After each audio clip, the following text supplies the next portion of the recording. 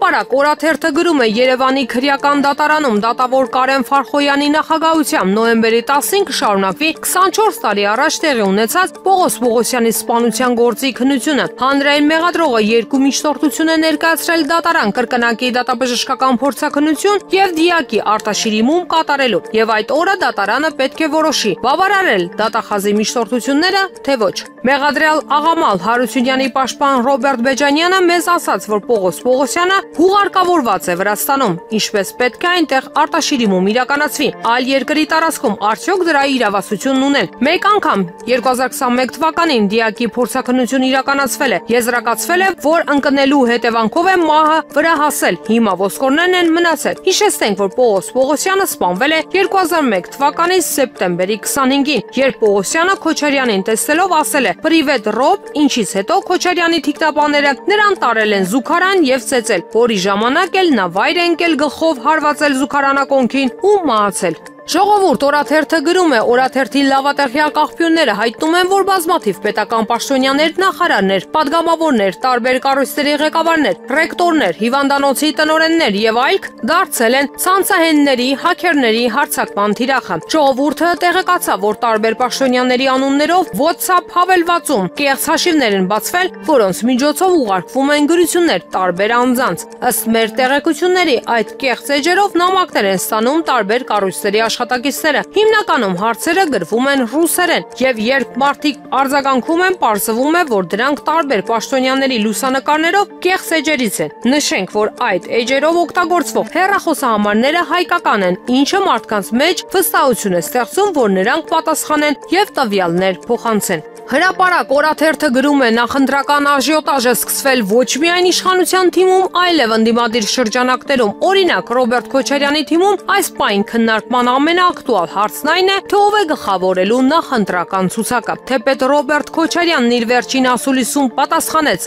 այդ հարցին, որ դա կախված կլինի նրանից, թե ըստ սոցիոլոգիական տվյալների ով կունենա առավելագույն հնարավորություն, այսինքն ամենաբարձր ռեյտինգը, եւ ասաց, որ այդ հարցի պատասխանը կունենան հունվար-փետրվարին, սակայն նրա թիմակիցներին պարզվում է, այդ հարցը հանգիստ չի տալիս։ Ոմանք կարծում են, որ չնայած երկրորդ նախագահի վարկանիշը մինչ ամենաբարձրն է իրենց թիմում, սակայն նա էստաֆետը հանձնելու է որդուն Լևոնին, որն արդեն քանի տարի է քաղաքականության մեջ է։ Ազգային ժողովի падգամավոր է, դրան նպաստում է նաև այն, որ Լևոն Քոչարյանը վերջին ամիսներին մարզերից տուն չի գալիս, շարունակ հանդիպումներ է ունենում մարդկանց հետ։ Ժողովուրդ օրաթերթը գրում է, օրաթերթի բացառիկ տեղեկությունների համաձայն Վոլոդիա Գրիգորյանի սպանության քրեական գործի շրջանակում քննչական կոմիտեն կրկին հարցաքննության է հրավիրել Մերձավանի նախկին գյուղապետ ՔՊԱ-ական Մհեր Ախտոյանի եղբորը, Փարաքարի ավագանու ՔՊԱ-ական անդամ Դավիթ Ախտոյանին։ Ժողովուրդ օրաթերթը փորձեց տեղեկությունը պարզել Դավիթ Ախտոյանից, ինչին ի պատասխան վերջինս հաստատեց, որ կրկին հրավիրվել է ու հարցաքննվել։ Նա ամփոփեց նշելով, որ նախաքննություն է ընթանում, քննությունը ամեն ինչ կպարզի եւ այլ բան չի կարող հայտնել։ Հիշեցնենք, որ սեպտեմբերի 23-ին լույս 24-ի գիշերը դաժանաբար սպանվեցին երկու հոգի՝ Փարաքար խոշորացված համայնքի ղեկավար Վոլոդիա Գրիգորյանը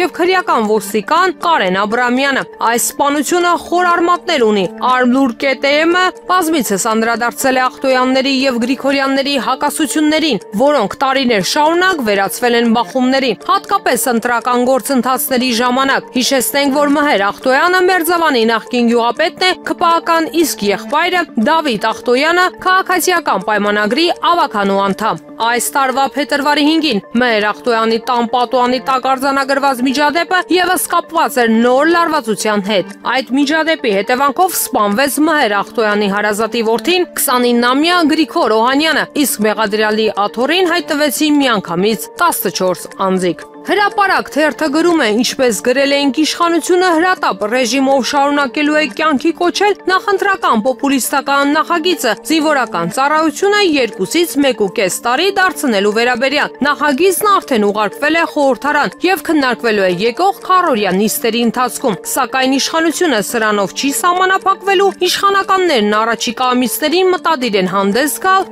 նմանատիպ այլ ամբողջահաճո նախաձեռնություններով։ Օրինակ, մեզ ասացին, որ որ քննարկում են նաև պարտադիր զինվորական ծառայության տարիներն իբրև աշխատանքային ստաժ հաշվարկելու հարցը եւ նախագծի տեսքով դա նույնպես կներկայացվի խորհրդարանի ընդունմանը։ Ժողովուրդ օրաթերթը գրում է, օրաթերթը տեղեկացրել էր, որ իշխող քաղաքացիական պայմանագիր կուսակցության վերջին նիստում որոշվել է առաջիկա ընտրություններին կուսակցության ցուցակում ընդգրկվելը կարժենա 500,000-ից 1,500,000 դրամ։ Ըստ որոշման կուսակցականները ցուցակում ընդգրկվելու համար պետք է վճարեն 500,000 դրամ, իսկ ոչ կուսակցականները 1,5 միլիոն դրամ։ Ժողովուրդ օրաթերթը փորձեց պարզել, թե ում նախաձեռնությունն է այս ֆինանսական պահանջը եւ ինչ սկզբունքով կկազմակերպվի ցուցակում թեկնածուների հերթականությունը։ ԿՊ վարչության անդամ Արուսյակ Մանավազյանը ժողովրդի հետ զրույցում նշեց, որ ցուցակում ներառելու համար կուսակցությունը կսահմանի առաջադրված անդամների հստակ քանակ, օրինակ 300 հոգի, ովքեր պետք է վճարեն նախատեսված 500,000 կամ 1,5 միլիոն դրամը եւ ընտրություններից հետո հավաքած արդյունքների հիման վրա կձևավորվի նրանց հերթականությունը։ Մանավազյանը հավելեց, որ հարցը դեռ քննարկման փուլում է։ Կուսակցությունում կկայացվի քվեարկություն, ով ավելի բարձր ռեյտինգ ունենա, նա էլ կզբաղեցնի առաջատար դիրքերը ցուցակում, պարզաբանեց նա։ Ինչ վերաբերում է վճարի գաղափարի հեղինակին, падգամավորը չցանկացավ անուն նշել, փոխանցելով, որ այն կոլեգիալ որոշում է։ Հրապարակ թերթը գրում է, ի տարբերություն Նիկոլ Փաշինյանի եւ նրա հավատավոր մի քանի յուրայինների, պարզվում է ԿՊ-ում շատերն են վախենում Աստծո նզովքից, եւ հենց սա է պատճառը, որ ինչքան էլ Փաշինյանի պարտադրանքը եւ նրան հաճոյանալու ցանկությունը մեծ են, չեն մասնակցում կարգալույց քահանայի մատուցած ֆեյք պատարակներին։ ԿՊ-ական падգամավորներից մեկը մեզ հետ զրույցում անկեղծացավ, որ ինչքան ուզում են իրենց սպառնան, պարտադրեն, խնդիրը ոչ թե այն է, որ չեն կիսում Փաշինյանի հակակաթողիկոսական արշավը, այլ իրականում վախենում են Աստծո անեծքից։